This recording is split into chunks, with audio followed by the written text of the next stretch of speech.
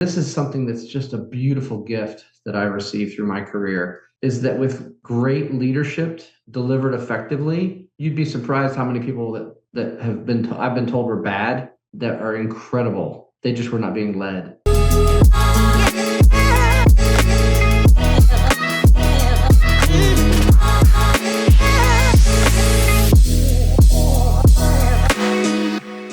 Hi, everyone, and welcome back to the Moments That Matter podcast, where we dive deep into the pivotal moments that have shaped the journeys of exceptional and influential leaders. I'm your host, Jason Crepero, and in each episode, we explore an industry leader and their unique story, a series of moments that have defined their path. And today, I'm so excited to have with us Chris Green on the podcast. Chris, thanks so much for joining us. Thanks for having me, Jason. So glad to be here. Chris, for those who may not know you, first time hearing you, can you give a background on you? Sure. So I spent most of my life in hospitality, did the first 10 years in restaurants, and then became a partner in a company called Chesapeake Hospitality, where we became one of the nation's top third-party managers of hotels. We sold that. I ended up being CEO of that company. We ended up selling that company to Remington Hospitality back in 2022, where I served as president for a couple of years. And most recently, I've stepped down to take a short break and do some advising of adjacent verticals in the hospitality business, focus on a nonprofit that my wife and I started during the pandemic, and generally spend some more time at home with the family. That's awesome. That's awesome. And so you and I met about a year ago at a buy tech event. And I remember distinctly Laura Shaw, when I arrived, she said, "Hey, Chris Green is here." And at that point, I didn't know everything about you that I know now. And she said, "He's such a wonderful guy. You two are going to have a great conversation." And I just thought that was interesting that, she approached me and she talked about you in such a great way. And our conversation was wonderful. You were locked in, attentive. I really appreciate that. As someone who sells technology, the buyers sometimes can be different. They have things on their mind, but man, you were just locked in and so inquisitive about how we could help you potentially in your business. And after that, so many people have just said, "Oh yeah, Chris Green's such a wonderful guy." And you've built this reputation in the industry for not just being able to lead exceptional teams, right? Which I think comes from probably a number of soft skills that you possess, but also like making integrity, values, making the right decisions. What would you say were sort of the cornerstones of your career as it comes to those attributes?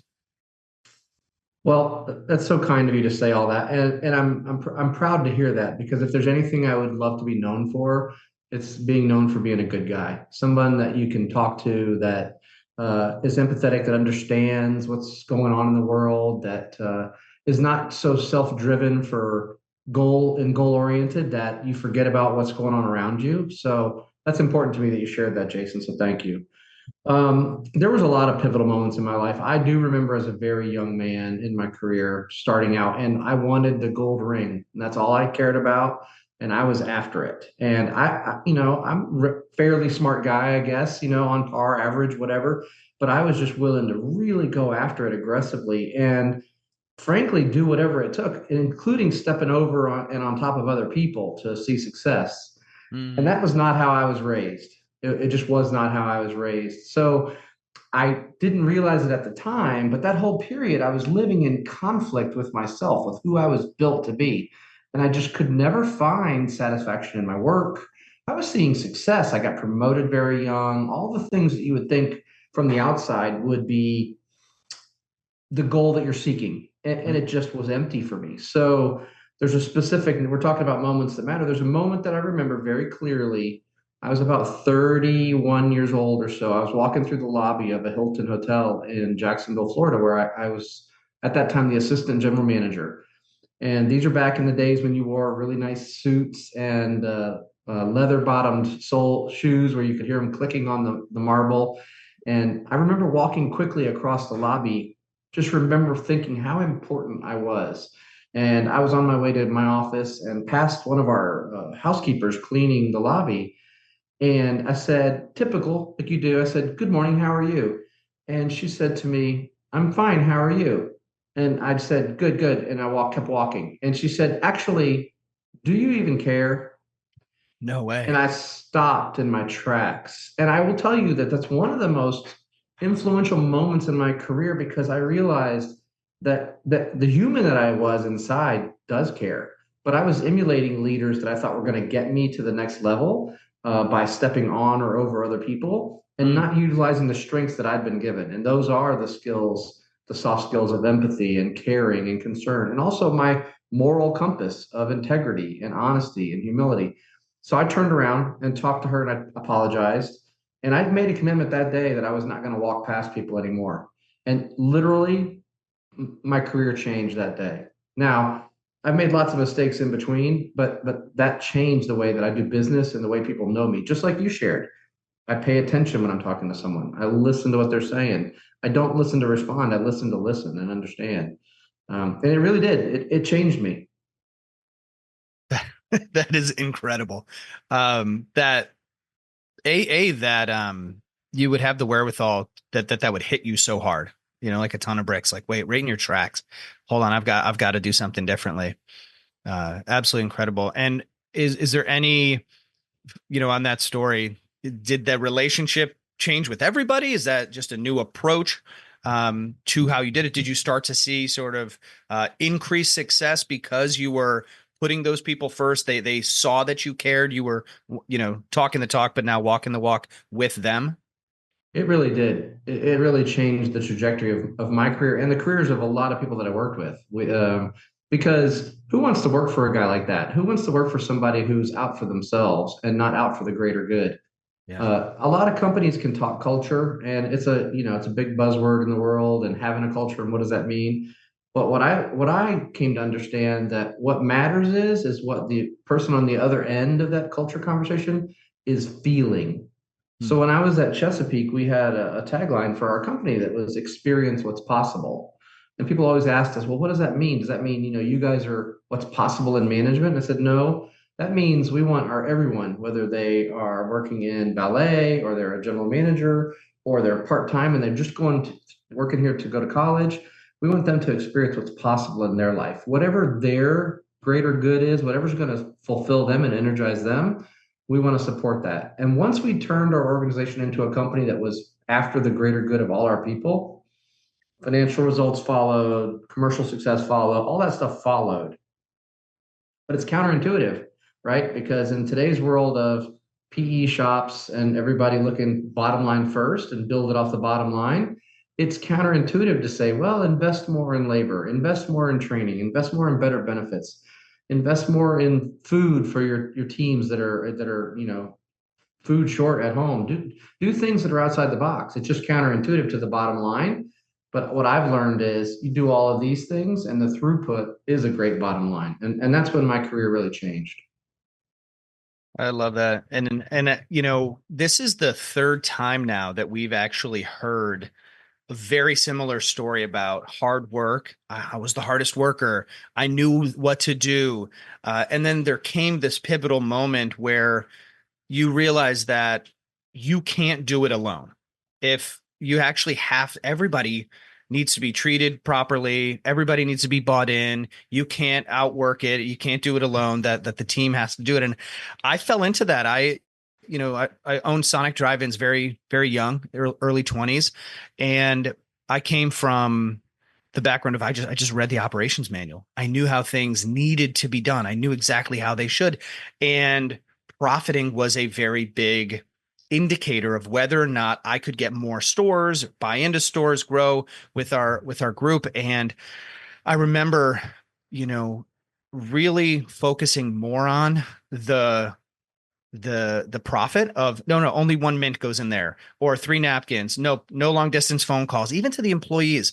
I remember an instance where a guy ended up getting fired. I fired him for making phone calls that were unapproved, right? And he had clocked out, and I thought, I'm going to get reamed because this cell phone bill is going to be so high, right? And either the franchisee or whoever is going to be upset. And in retrospect, how foolish of me. And I was super young. So I knew how that store should run, but I didn't know how we should actually treat people and lead them. I was not a leader. I was a manager at best, right? At that point in time. But you bring in something really interesting, which is that you had this internal compass going, wait a minute, I'm getting ahead, which I was as well. I'm getting ahead, but I don't feel I'm doing it in the right way. And I always Right. felt conflicted as well that this wasn't necessarily how I should be behaving. This won't be the long-term Jason. And it's funny that you say that because even on the last episode, we talked about that exact same thing with a different guest who came to this realization in the early 30s, late 20s, where they're just like, what got me here is not going to take me to the next level. I can't keep treating people like this. I actually, and I agree with that. I know I couldn't have done it. I think possibly I could have gotten to where I ended up doing the other system because I was really hard work. You really could not work me, and I pick up on concepts, complex concepts very easily. But man, it would have been empty and alone, and nothing I could have been proud of. And the words you shared at the beginning, that's what matters to me. When I go to shows now and people just want to say hi and people say, I read your book and influenced the way I think about leading people. And like, to me, that's who I wanted to be always. And I just wish, frankly, I wish I would have learned it sooner because I think it's a little bit maybe Pollyannish to think, but if I could go back and apologize to some of the people I stepped on in the first 10 years of my career, I would go find them and tell them I was wrong. I was doing it all wrong. So, it's good. And so here's the thing, Jason, it takes a lot to step outside the cookie cutter box because I actually was on vacation in Italy with some people after I stepped away from my role in April. And this lady said to her husband, who was a CEO of another company, Chris doesn't seem like a CEO. He's too nice. And so there's a balance, of course, right? But everybody who I ever knew, they knew that integrity also included you had to do the job I hired you to do. Mm. So it's a two-way street, right? I can't give you one thing and you give me back something else.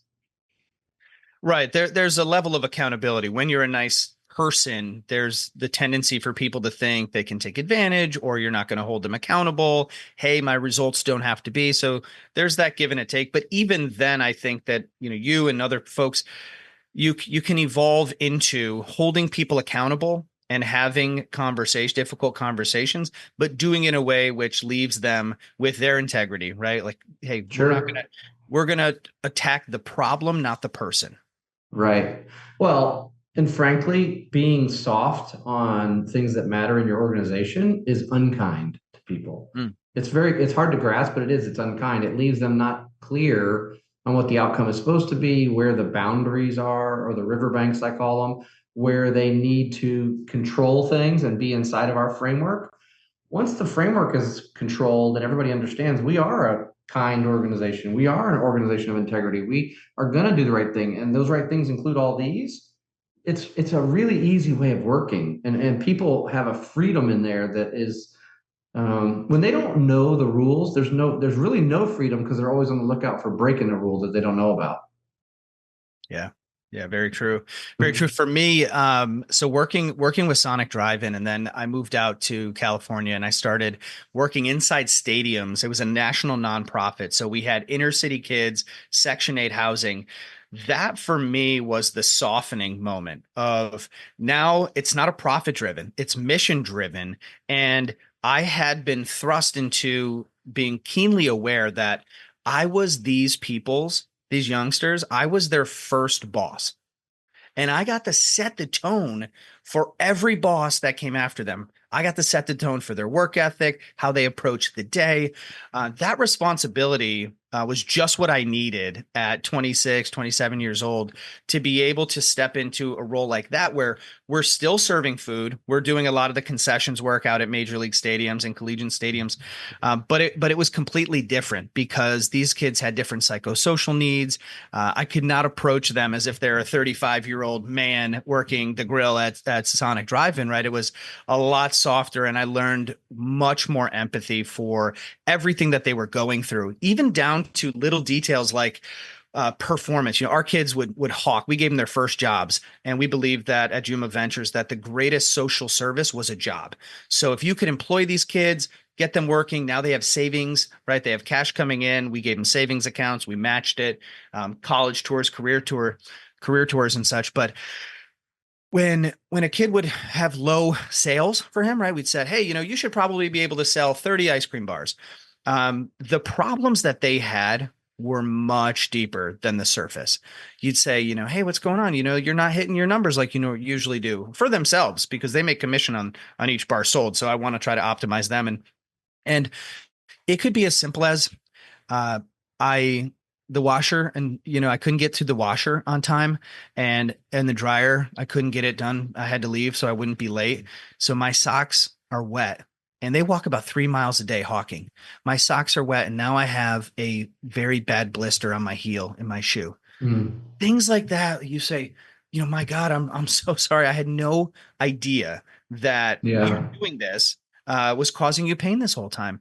And so you just start to think about the job a lot differently. You start to literally put yourself in their wet shoes and go, come on, buddy. Like, we're going to keep paying you. Stay clocked in, but let's get you some dry socks. Let's get, those types of things happen all the time. Or someone's parent was deported. They still show up. I remember a time when this is probably the worst thing that ever happened to me. And I think this is the defining moment to my career where I actually moved in your direction was I had a young girl who was late to work. And, a major league, this is the San Diego Chargers. So we've got a big operation, probably 80 people working. And we're at the San Diego Chargers stadium and she doesn't show up. We get lanyards. You got to go through security, separate gate, everything. She doesn't show up for work. She doesn't call. And hours go by. You got to be there 3 hours before the gates open. So hours go by. Finally, we're in full swing and she shows up. And only through the grace of God did I not say what I wanted to say because the Sonic in me, the angst. I go and she forgot her badge too, so they asked me to come down and get her. So I go down, teenage, probably 16, African American girl, go down, really sweet. I say, and instead of saying why are you late, I could see the pain in her eyes, and I look at her. I said, hey, I said, what's going on? That's just the ability for me to say what's going on versus why are you late.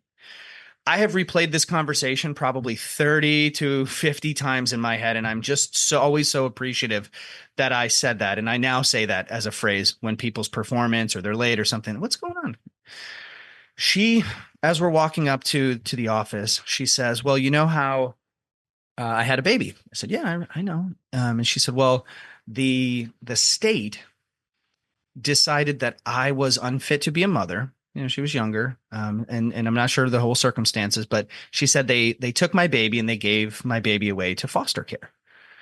And I said, oh my gosh, I'm really sorry. And I thought that was the end of the story. And she says to me the following. She says, and this morning I got a call that the people they gave my baby to, they beat my baby in the head with a hammer and killed my baby. Mm. Could you imagine if I had said, why are you late?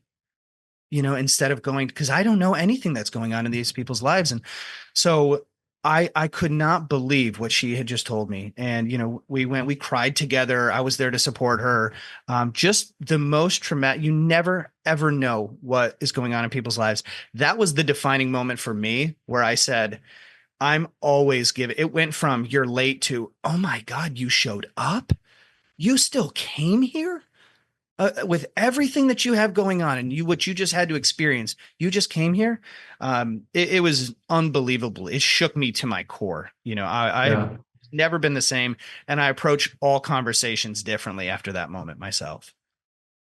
It's terrible. It's terrible the things that we step over that without even knowing. And you could have very easily, right? So could have been that guy. And that you had every reason to think you should, right? You're busy, you're shorthanded, all those things. And I've learned, and it really goes with the part about being intentional when you talk to people. I've learned to stop being so me focused, right? Like you've got to be others focused.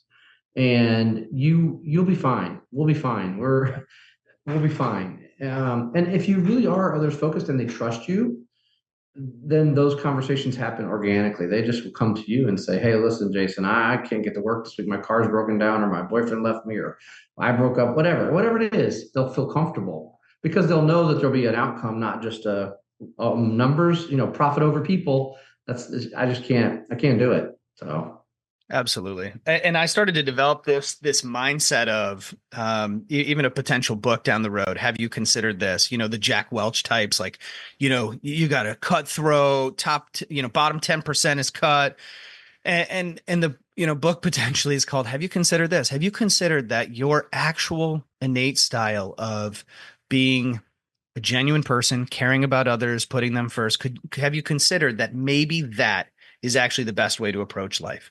And I just love how you opened with that. In fact, pretty powerful stuff. what's interesting is part of my career was taking over broken hotels. I mean, that's what we did as a third party manager is people would hire us because they were not satisfied with the performance at their hotels. And I've tried to count it up. I think it's 400 or 500 hotels I've taken over in my life, like a lot. And a lot of them broken, a lot of them not performing, a lot, owners wanting to meet their debt service. That's the goal. I got to pay for this building that I bought, whatever. And 9 times out of 10, when we would go through the transitional process of taking over the business, the outgoing manager or even the owner would say, Jason in sales is just no good. You should just get rid of him right away. Or Bob in operations, he's just terrible. We need to get rid of him right away. And the hardcore me would have been like, okay, it's business. Bottom, like you said, Jack Welch, 10%, whack them out and get going, right? Yeah. What I've learned is, and this is something that's just a beautiful gift that I received through my career, is that with great leadership delivered effectively, you'd be surprised how many people that I've been told were bad that are incredible. They just were not being led. They had no reason to want to succeed. Nobody was pouring into them or caring about them or giving them the tools to succeed. Nobody was explaining to them what their role meant to the outcome of the organization and how they fit. None of that stuff. So shame on us as leaders for leading in frankly, in any other way. I really was raised up in the era of hospitality where if you could work 80 hours, you were going to get promoted. If you could just grind it out, it didn't matter. Step on Right. people, and I just am almost ashamed of that era of my career. Yeah. It's sad that it takes us this long to figure it out. I wish that everyone coming out of college, or if you go into a trade, or just entrepreneur from high school, when you come out, I wish people were wired like this, because people try to give advice and say, give people the benefit of the doubt. It's hard. It's hard to actually recognize that we all go through this process, and the lives that are accidentally harmed through us learning these lessons. Right. Yeah, Um, it's a tough thing. I think we could make a huge listen. I had tremendous success. I'm thankful. And I know had very little to do with me and a whole lot to do with my teams. But we saw incredible success and we led with integrity and honesty and humility. Others first, others focused, clients first. It's just how I was going to do it. And should I do something again in the future? It's exactly how I'll do it. Absolutely. So Yeah, yeah.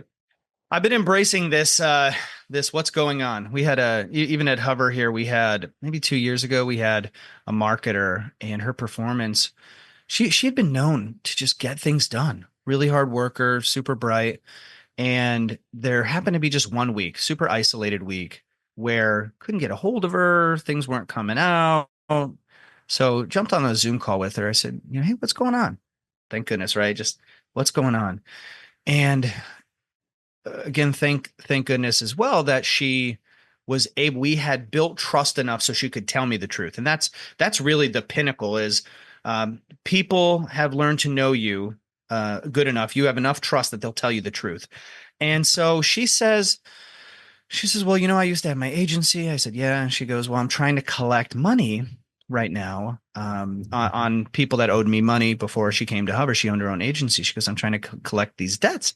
I said, would you mind if I ask you what you're trying to collect them for? She says, well, my dad needs an experimental pharmaceutical, and it's $5,000. I said, oh, geez. I said, okay, that's it. I said, that's what's weighing on you is your dad, not that's it, because that's huge. But I said, Right. that's what's weighing. Is that what's going on? She says, yeah. I go, so you need $5,000. She goes, yeah, and I need it like next Friday is when we got to get this. They're already arranging everything. So I said, well, how much have you raised from your efforts, right, of trying to collect? She goes, about $500. And one of the coolest things, I'll never forget this. We have such an incredible investor base at Hover. I reached out to my lead investor, Bob, at the time. I said, hey, this is going on. This is what's happening. And I already knew what I wanted to do. I was actually calling him to kind of get his blessing, because I just wanted to give her $5,000, and he says to me after hearing, not even really all of it, he goes, give her what she needs. So give her a bonus. Tell her to keep the money she's already brought in, right? And just do that. And I love it when we come up against things like this, and those who have been invested in Hover as well also would do the same things I would do. That is to me just the picture of perfection in terms of alignment. So that was what we were able to do. I said, hey, I'm gonna just bonus you. You'll net out $5,000. Take care of your dad, and then after that, no problems again. It was just, she was able to do that for her father. He was fine. And then she was able to keep it. But those types of things where you would naturally say, hey, what's going on? We're going to put you on a performance plan and all these punitive measures instead of what's going on. And they'll tell you. Yeah, I love it. I love it. I love it. I think that what you just said is a great example of, again, that counterintuitive leadership style where, you guys are a startup, so every extra 5,000 counts. But look at the value of that. And my wife and I have lived with open hands most of our life, and it's been a huge blessing to live like that. And I can tell you that for those of you who have not experienced uh, the feeling it is to just freely give and invest in others, I would encourage you to do so if you're listening to this, because it's just one of the most powerful things. And the most incredible thing is Jason, I think you might know I'm a person of faith, and Mhm. um, it's I am not a prosperity person, but I will tell you that I've never wanted for anything. My wife and I, well, I served at a camp out in Purdy, Missouri for otherly gifted children, and they needed a $5,000 pump for their pool. And I mean, I'm getting choked up thinking about it. I love my wife so much, but I was there and I'm serving these kids with my son. And I called my wife and I was like, here's what I want to do. And it wasn't even out of my mouth. And she's like, give them what they need, you know? That's awesome. And we didn't go hungry. We didn't do anything. Everything's been great. And that's really what led us to start our foundation. That helps people get transportation here in Florida.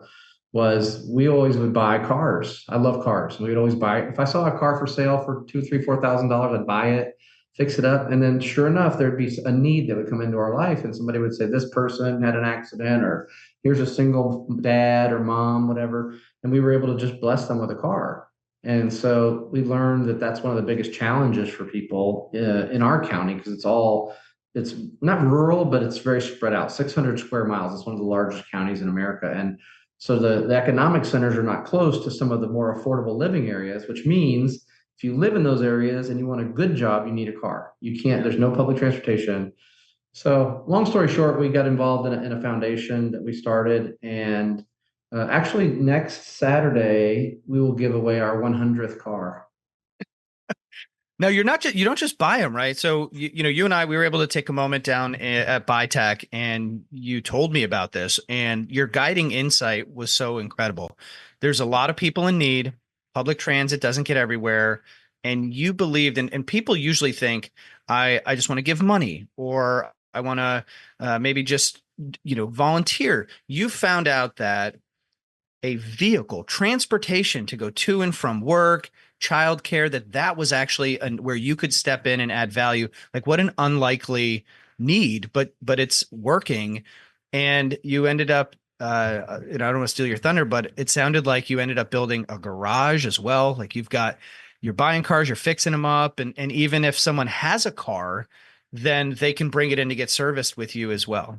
Is that true? Yeah, so we kind of built it off the Tom's model, the Tom Shoe model, where the profits from the garage that we started. What we found out was not only is it having a vehicle, but also if you're tight on, and listen, we've all been there. When I was just out of school, you're tight on money. You're probably not changing the oil in your car like you're supposed to, and you're probably not rotating your tires because it's extra $100, $200. Well, maintenance is a huge thing. So even if somebody that's in a challenged economic state has a car, they may not be caring for it. So we found out quickly that we needed repairs. And yes, that's grown into a extremely busy garage here in the city that I live in. 7 employees, 6 mechanics, office manager. It's really incredible that what's happened. But what's neat is the community supports it through if even we do regular work. So if you just need a regular oil change, you come in, you get an oil change. A portion of everything you do at our shop goes to help people in your community. So it's Oh, I like did buy not know one, that. give one type thing. So yeah, so we use the profits to fund the charity, and it's been incredibly successful. I have not really had to fundraise. I fundraised at the very beginning to get some seed money, but since then we get cars donated, we get people using the shop, and there's profits coming in. So we're able to. Like I said, this will be our 100th vehicle, and we've done over 1,000 charitable repairs since we Unbelievable. started. If you could just take a moment and let our listeners, could you just tell them where they can find out more information about this charity? You can look us up online. Facebook's the easiest thing, Mercy Auto Charitable Foundation. So it's a long name, but it's Mercy Auto Charitable Foundation. And we're based here in Orange Park, Florida. So it's pretty easy to find. We're actually transitioning our website now because we actually now have an auto dealership that is going to be breaking out of the shop and going onto a main road here to help further grow our access to vehicles. I mean, so trade-ins at a dealership are great vehicles for me to use in the charity. So, Absolutely. right. So you sell a newer vehicle and you get a trade-in, and those trade-ins can have a little bit of work done to them and put out into the community. So it's a very interesting setup. Pretty complex. Absolutely. Yeah, yeah. It sounds like it's grown into something wonderful. And you told me sort of the highlight of say what success looks like. That something came full circle, right? Like one of your Yeah, yeah. Just recently, well, there's two really great stories, and I can't tell one of them without getting started to cry, so I may skip that one. But we were able to help a young lady who had gone through a difficult separation. One of the organizations we work with is a home for battered and abused women. And I won't go into the backstory, but it was just a difficult situation. So she was really tough lady, wanting to get on her feet. But one of the things I didn't know about abusive relationships is a lot of times the abuser will take everything too when they leave, everything, vehicles, money, credit cards. There's just nothing left. So we were able to get this person a vehicle, and they got a great job at Target, and they got into like lower middle management at Target, and recently went out and bought their own new car, and then donated the car back. that is full circle. That's really cool. And for her, she must have felt incredible being able to do that for somebody else. Yeah, it was powerful. Wow. It was. I actually, when she pulled up, she was one of the first people to get cars, and when she pulled up, I was like, "Hey, how are you? You're doing?" Because I used to see her at Target, and she's like, "Chris, I'm doing so good." I wonder how long it had been on her heart to actually do that. Sometimes, I mean, I have 100 good thoughts a day where I want to do something, and I might not be able to act on all of them, but and it could be future facing, something I want to do for an employee or a family member. If things work out perfectly, I'd love to do this. I wonder how long she thought about, hey, this would be really cool if I get on my feet, or if I get to this level of savings, if I get to some level in her mind, then I'd like to be able to do this, and she was able to achieve that. It's incredible. Yeah, it's incredible. And so, it's very heartwarming. It's fun, and frankly, the reason that I don't have a big glossy website is, we're small. I mean, the need is massive. And it actually overwhelmed us. Well, the first year we did 37 vehicles, and it almost wore me out trying to find them, fix them, help them get on the road, all those things. We were doing clinics here in town, auto care clinics at like different shelters, so people knew how to take care of the cars they had. It was just exhausting. Yeah. Doesn't mean it won't continue to get bigger, but right now we're trying to keep it in check by not doing a tremendous amount of marketing. Because when the word hits the street, Yeah. it's everybody's there and frankly, unfortunately, our world has created an environment where you've got to do a lot of vetting to make sure the need is actually the need. Yep. Um, Yeah. people make poor decisions financially, get themselves in a problem. That's not the kind of need we're servicing, right? That's Yeah. We have so. so in my community group at my church, we get together on Tuesday night. So we've got a woman who's really low income. She's got a full-time job, works at a bank, but she also is a single mother with two kids. And it just it became, like you were saying, the repairs. Usually when you're buying a car, you're probably buying something that, wasn't really great to begin with, and then it always has issues. And so she was thousands and thousands of dollars out of pocket. And we live in Pennsylvania. And recently, someone at the church gifted her a minivan that was pretty good. It went, if checked out with flying colors, I guess. And it was like a life changer. We see her come to community group. She's in it. It's reliable, no issues. Like that can make a huge difference. And to your point about, you not going without, we have, not the newest cars, but my wife and I have cars that when I go down the highway, I never worry. My mom used to worry. We'd run out of gas, blow a gasket, overheat. I remember smoke. We'd pour water. We were always in flux, and that's just the reality for so many. But there's other people like me. I don't worry. I don't when I'm taking my kids down to Virginia. We're on a road trip. I don't worry, but just making it, to the next exit is a worry for a lot of people. Maybe, am I going to make it to work tomorrow? Am I going to have enough gas even to get, my kids to daycare and then to work? Such a I struggle. mean, I'm glad you brought that up because that's something I never really thought about. I have the same, when you're not in that environment and that's not your current situation, you have zero. It's like your story about the young lady that came to work you don't know what's going on. I don't worry about getting up tomorrow and being able to get to work, like, or to drive to the airport. I know my car's going to start. But can you imagine living every day not knowing if you could get to that job? And if you don't get to that job, then you can't pay your rent that's due Friday. If you can't pay your rent that's due Friday, it's a death spiral. And Yeah. we've really seen a lot of people's lives change through just a vehicle. And then you're talking, these vehicles are not fancy. They're $3,000 to $5,000 vehicles. That's all they are. So Yeah. I had a guy, this is just, side just on the vehicle, how vehicle could also be a confidence builder. And I don't, I'll explain this so you get it. I had a guy that was working for me at Sonic. Now I'm 21 years old. This guy's probably 32. He's got a couple of kids and he had really bad credit, he told me. And he's been trying to get a car, trying to get a car. And so I went out and got a new Toyota Camry at the time. Nothing special, but I got it. And I had a Chevy Impala and it was decent. It was a good car. No rust, ran well. And so he asked me, he said, "What are you going to do with the car?" And I said, "Well, I'll probably just trade it in." He goes, "Could I buy it from you?" And my preference would be that someone just gives me the cash that I'm looking for. But understanding his situation, I said, "Yes, hey Steve, how about this? I'll finance it for you, no interest. You just pay me, $100 a month until X." And he's like, Are you serious? Would you do that?" I tell you what, this guy became the hardest worker, the most upbeat, the most positive guy. He told me that his children, who were probably 5 to 10 at the time, this is maybe 20 years ago. He told me that they looked at him differently.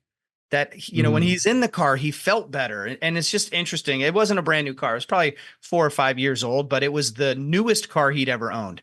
And I'm not saying it changed his life, but it was really interesting to just see his response to that. Because when I was in that car, I didn't feel as good as he felt. Yeah. People It's would pay a to boy, feel that good. it's a perspective thing.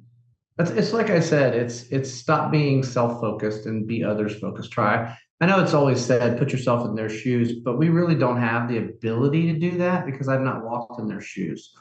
But what we can do is listen and think about what it would be like to not know whether when you turn the key in the morning the car is going to start, or it's just a life that I don't want anybody to live if I can help it. So It's funny you say if I can help it, because my wife and I we talk about this a lot. I'll say I'll hear about some issue, especially if it pertains to young people not having backpacks, supplies, computers, things like that. I jump at those. Back to school is really important for me. I grew up really poor. I want kids to have supplies, so we'll go pack backpacks or donate things like this. And when I bring up these opportunities, I'll say many times it's my responsibility, and people will mm, check me. They'll go, "That's not your responsibility. You have your own kids." And I'll say, no, no, you got to look at responsibility differently. Do I have the ability to help these people? Okay. What's my response to that ability? And like, we've never gone without. So right. if it, what, do I have the ability to help this person? Yeah, I do. What's my response to that ability? Well, that's responsibility, right? And if you can respond to your ability more often than not, and it's not going to hurt your life in any way, like people, we gotta start rethinking responsibility. Like, I could do this. Let me just Yeah. what you just need a computer?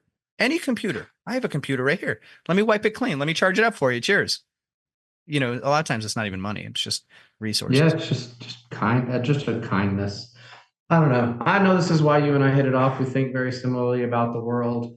Um, these these things, these discussions are worthwhile. I hope people get value out of them because these are the things that matter. Hence the name Moments That Matter, right? Just being true. I think I said before we started the podcast, my son's getting married in 2 weeks. He's in Texas right now getting his marriage license.